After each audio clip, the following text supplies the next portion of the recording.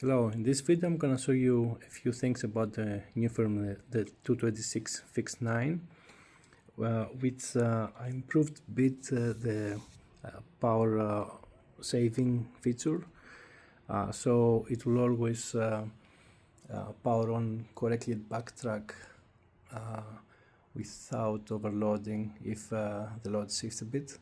So I'm gonna show it here right now. Let's see. First of all, make sure you have the correct settings for the vertical actuators at the horizontal, because it will turn off all the vertical. So if you set these are as vertical actuators, the horizontal ones, it will try to power off and on every time. So if you see a photo all normal actuators, this will be parking at 0%, the surge at the traction loss.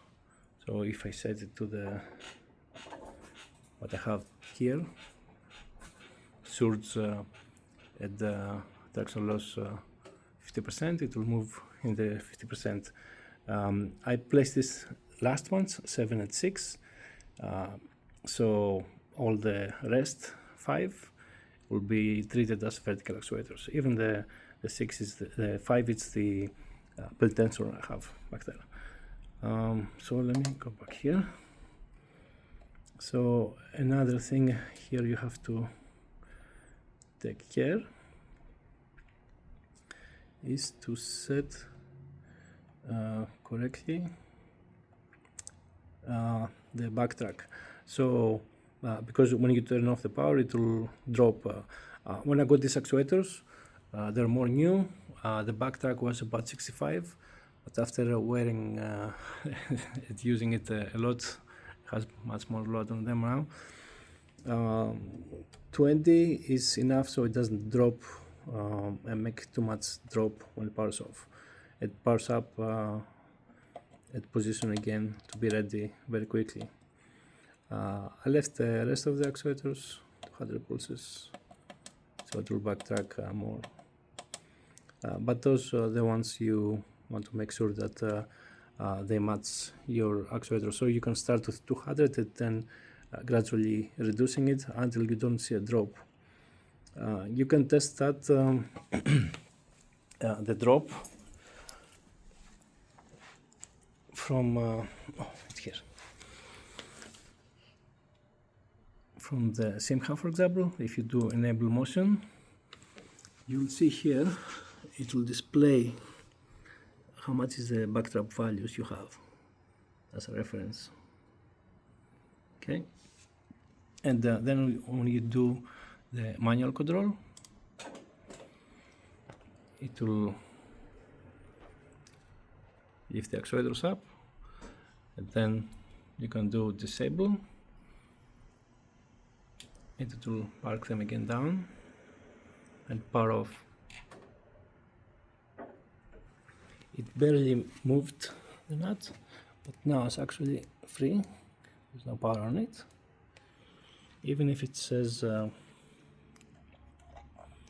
here that it's park, it's actually park, but with no power on.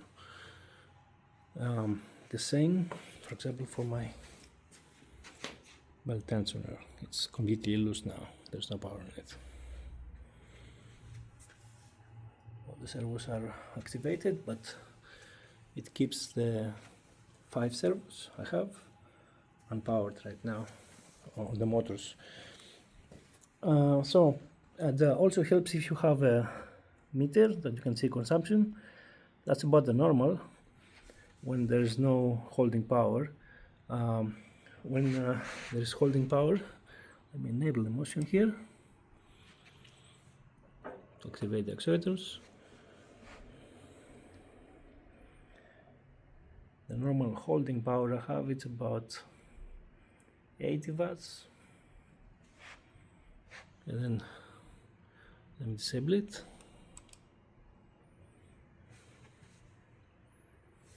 Oh, disable it now. There. the power off.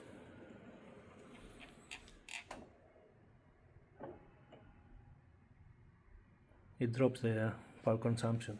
I still have some power consumption because the horizontal actuators are still powered at the holding position. But yeah, that's about it. And make sure when you use that setting, and close this.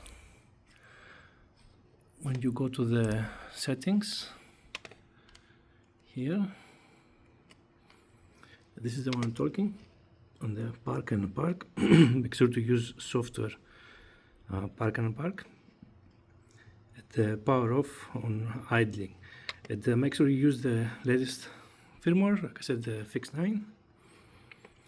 And also to activate it, you have to make sure that the park position is on 0 actually. Okay, otherwise it won't try to power off. And that was the speed at the timeout. Okay, and the rest are about the same.